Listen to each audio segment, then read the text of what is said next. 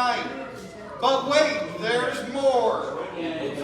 Tonight's third presentation, and I'm very excited about this one. As soon as I can find, what's that?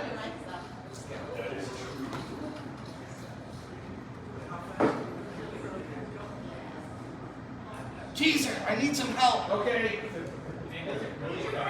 I didn't break it, it broke itself. That's a poem. There you go. You get more batteries, everybody. All right, well, as we get more batteries up in this, I am trying to find the official thing I was sent by Keezer a little earlier. Here we go. I'm very excited. You know, there are 3 local poets that I have learned things from that blew my mind. And one of those is here tonight. He is a master of the manipulation of words in wild and amazing ways you wouldn't even expect, and taught me that sometimes the best way to write a poem is to chop it apart. His name is Dibben, and he is a writer, photographer, and music maker, and all-around dilettante. I think he's French. And he's living in Lawrence, Kansas. His poems, short stories, and photos have appeared in Split Lit, Reality Beach, Horse Thief, Yes Poetry, Atlas and Alice, Matchbook, Bennington Review, The New Territory, among others. With Melissa Fike Johnson, he co-presents the reading and open mic series Volta, which if you have not been to, you really should. His ambient noise drone project, Selvage? Yeah! Yeah! Has been featured in Bandcamp's monthly Best Experimental and Best Ambient Music columns. All right, so here, without further ado, to talk to us about games of poetry and the way we can explore what words we use when we use them and which ones we don't, is our very own Dibben.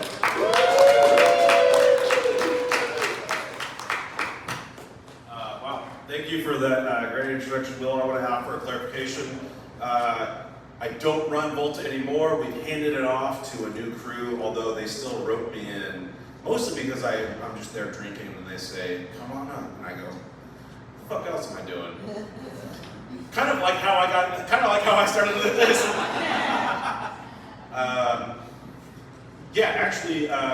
I'm a late addition, which means actually I'm blooming early. And but that kind of actually is very congruent with what I want to talk about, or sort of my ethos when it comes to poetry and word nonsense or what have you. So yeah, my presentation is called Found Signals, and I definitely write the normal way that most people write, right? You get a feeling, you have an image in your head, damn, that sunset was pretty good. Why did that sunset make me extra horny? And then you put it down on the page and you put something raw, and it turns out like you actually have something pretty deep to say about that sunset and how horny it made you. So, but I also like alternative processes. I'm a very process-oriented person when it comes to a lot of the different arts that I do. So yeah, we need to do this. So, yeah, I guess I don't always write poems by writing poems. That's kind of what I was just talking about there. So, kind of what I like is the cut-ups, erasure, rearrangements, also impulse, live stuff. So that's what I call, games of poetry.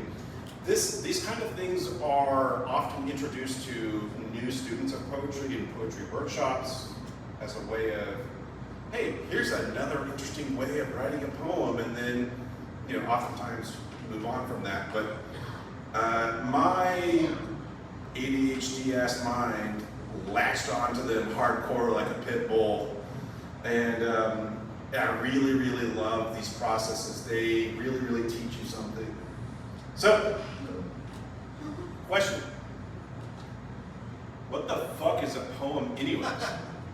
Does anybody have a good idea of what a poem is? I'd love to hear an answer from somebody in the crowd. What do you think a poem is? Rhythmic language. Rhythmic language, that's pretty good. Word sex. Word sex, that's even, yes. Anybody else got an idea of what a poem is? Generally very concentrated language. Generally very concentrated language. I like that. I like that a lot because poetry is very distilled in a lot of ways. It's not prose. It's not, you don't have pages and pages and pages to expand on an idea. You got maybe a page or two. Although, you know, I've read single length, full length, book length poems that were just one thing. So for my definition is, you know, it's just a collection of thoughts in pursuit of some idea, some impulse, some burst of realization that just gets you in that moment. And so I talked a little bit already about the different games, right? Cut-ups, erasure, and I'll get into a little bit more detail about those.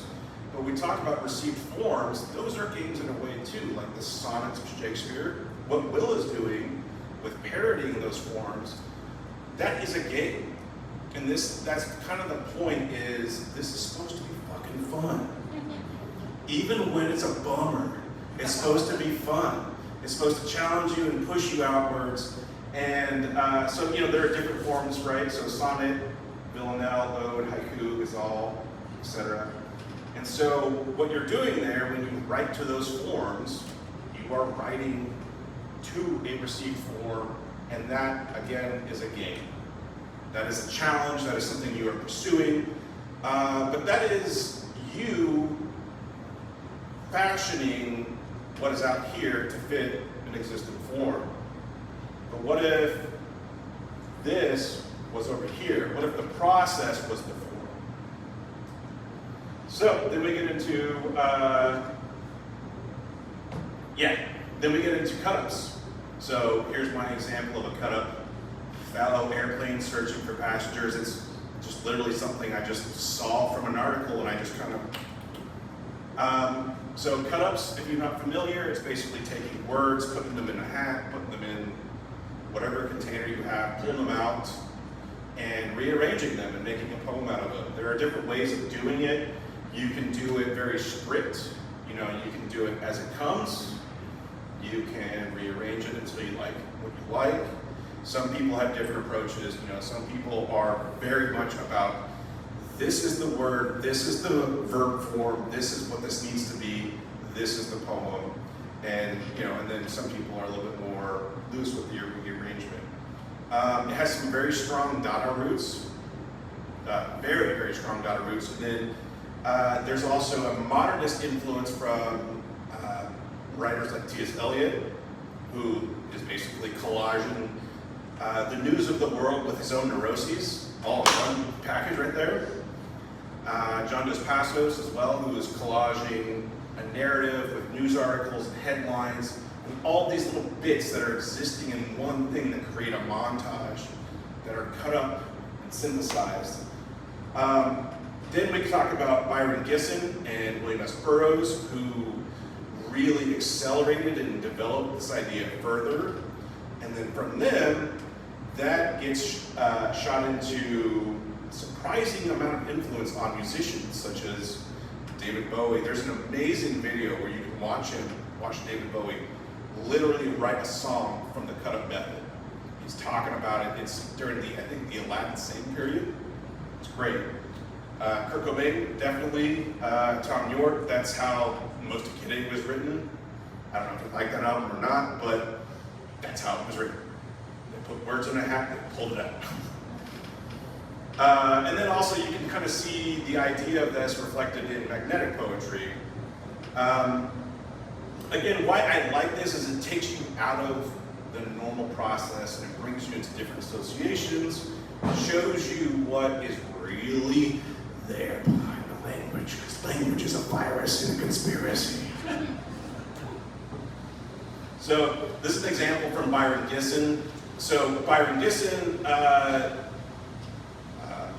poet, painter, beat figure, sort of, in the he's kind of like a satellite figure of the beats. And here's just kind of like an example of that. Not exactly necessarily a poem, not a story or anything, but this is just language pushed together to make something new. digging at the ectoplasm, if you will. So here's an example I wrote. This is when I was working at one of the many call centers here in town. And it derives from a Wired article about the science of a wiffle ball. So it's called Amidst the Thunder. Hard to predict which way the world's wind tunnels, already turbulent amidst the thunder, spin trapped inside those thoughtless holes. People are molded in the science crab's view. The poorly behaved and digested, the direction is torture. We offer vortices of air from our holes and surf silently around the turbulence of others. Now, it took me about 15 years before I realized I wrote a really good fart poem.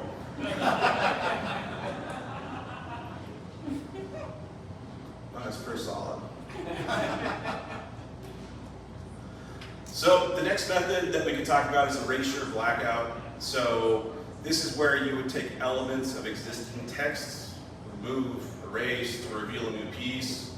Again, as with the cut-up method, there are different ways to approach it. You can do it linearly, like very strict. I have to connect these pieces, and that's the piece. Or you can pull up, extract from that text and make a new thing from it. This often has a more direct relation to its source material and can offer commentary on that source material, and I really, really like that aspect of this. There's also examples of this leading more into like a visual art. The poet Mary Ruthlade, who I really, really love, is very good at this, making poems out of old Victorian novels and what have you, and they become their own pieces of art. They become a poem that's also a collage, that's also a drawing, that's also this one thing. And that's kind of the idea, that's kind of one of my main ethos when it comes to art making and poetry, is that anything comes from anywhere and anybody can do this shit. It's fun, it's not that hard, you just gotta go for it. That's all you gotta do.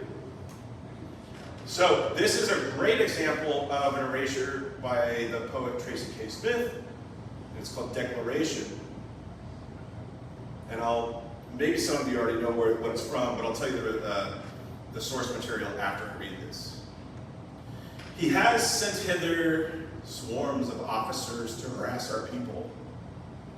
He has plundered our, ravaged our, destroyed the lines of our, taking away our, abolishing our most valuable, and altering fundamentally the forms of our.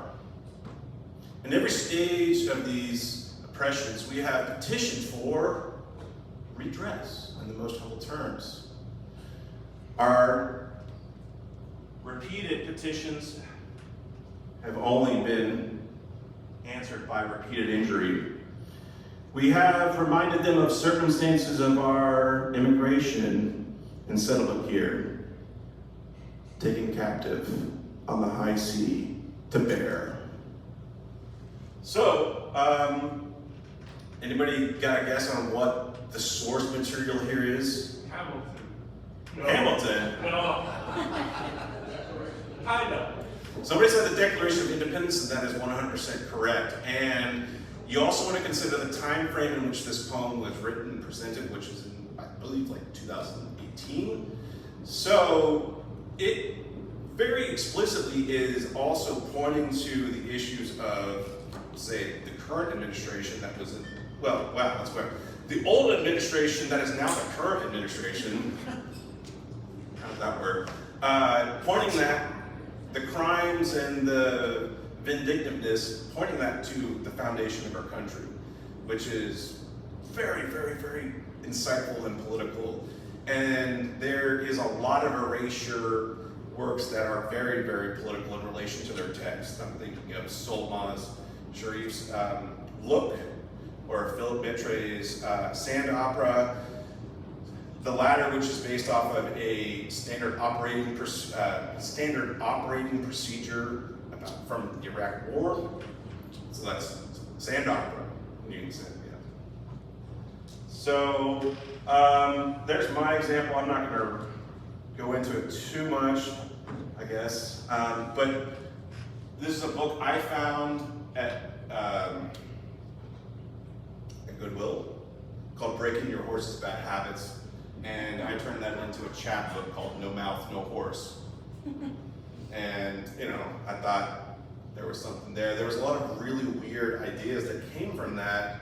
And one of the things that I love about poetry and I love about this method is it exploits a very key concept of poetry, which is called parataxis, which is when you take two things that are seemingly contrasting, you smash them together, your mind fills it in and tries to make that story. How do these things connect? How do these things make sense? Why did somebody put these two things together? It has to have some sort of meaning.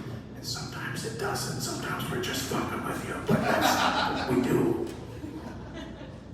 So, and then I wanted to bring this up. So this was an aborted project. I felt really mean, ultimately, about this because Chad Longhorn, God bless him, he's the last man standing, last man speaking truth to power. But about 7 to 8 years ago, I took some lines of his from his stories and turned it into a chapbook, and I'll read one of them. This is called The Chickens Are. Hemp and poetry are fabulous inventions. And if a restaurant ever starts serving certain beverages out of wrapping paper, call the whole thing off. For some people, turkey makes them sleepy. For me, it makes me forgetful. As if I forget to breathe in between bites. Heaven help us. Chickens are multiplying. So again, that was sort of a tongue-in-cheek, kid gloves, a tribute.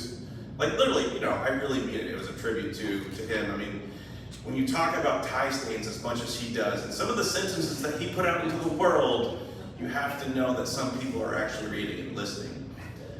And again, the idea is that there's something here that is not being told here. And if I extract and arrange it in a different way, what can I present? What can I make out of this? What resonates from this?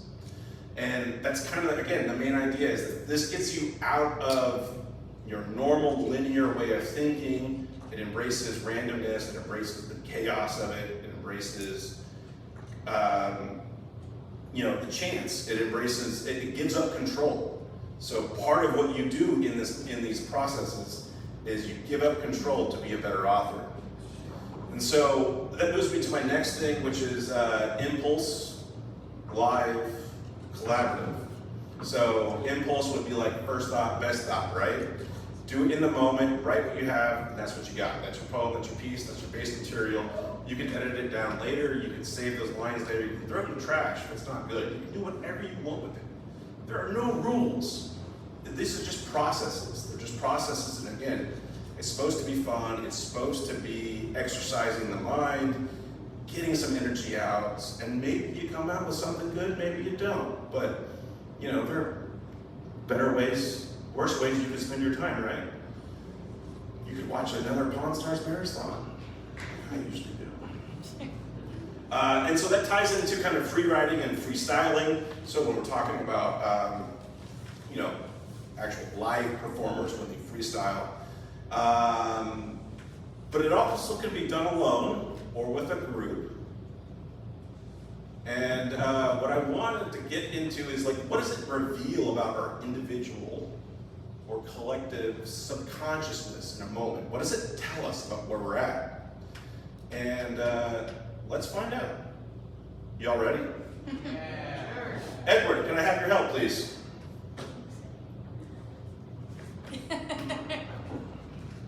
Right here.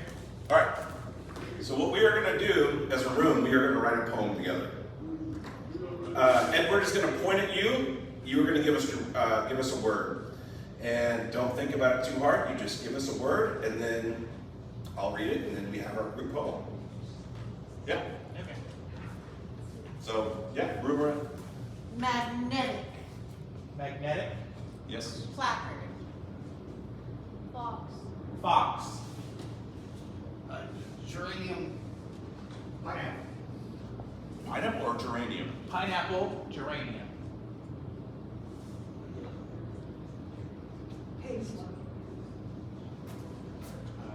Wet. Wet. Okay. Ear. Ear. Perfect. Perfect combination of words. Tree? Greedy. Greedy. Yes. Session. Session. Potato. Black. Explore.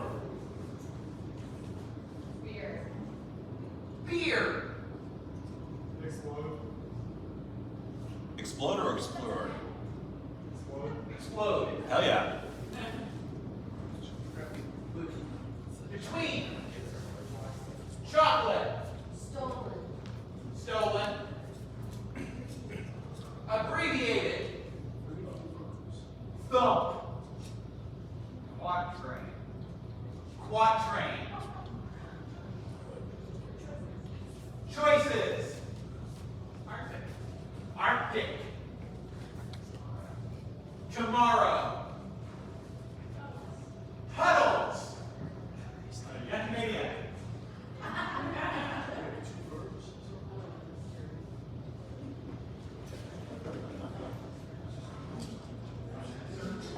Elementor. What? Oh, okay. I'm a nerd, but not that kind of nerd.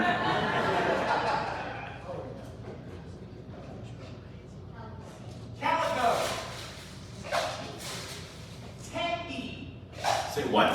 Tangy. Tangy. Yeah. About. Okay. Bird. Yeah, baby. Moon. Willie. Sky. Ice. Transpose.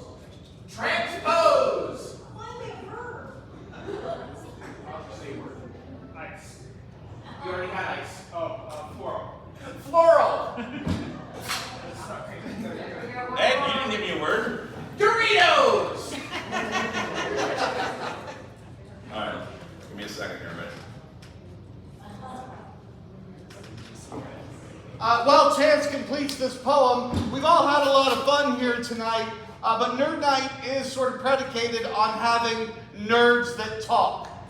Some of you, all of you, I'm sure, have your own nerdy things that you would love to talk about. If you would like to present, co-boss Jason Keyser has some sign-up sheets there in the back.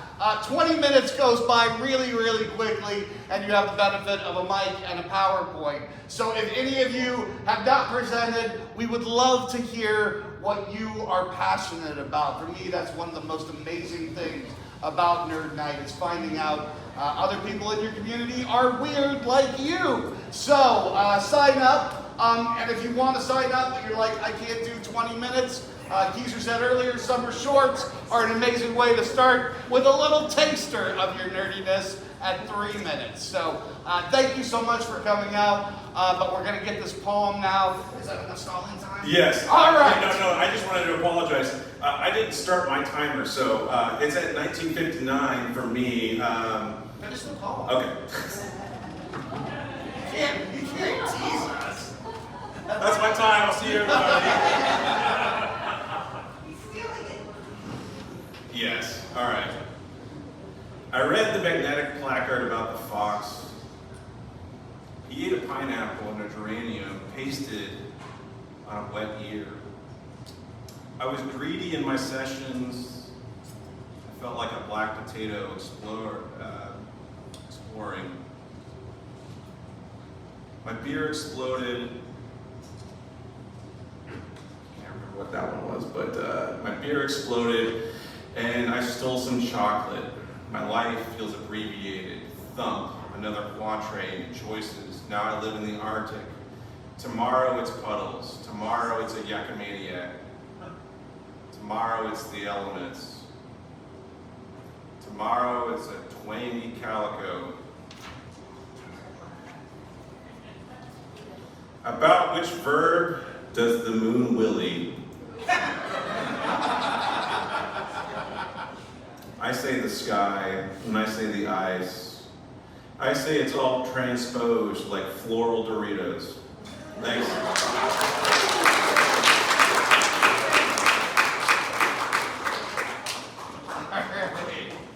Chance Dibben, folks.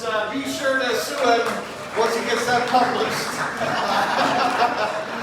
Thank you all so much for coming out tonight on behalf of all of the co-bosses. Our next foray back is the second Wednesday in next month, which is May, which is the 13th. All right. Remember the 13th of May. Thanks so much for coming out. Have a great evening. Appreciate you.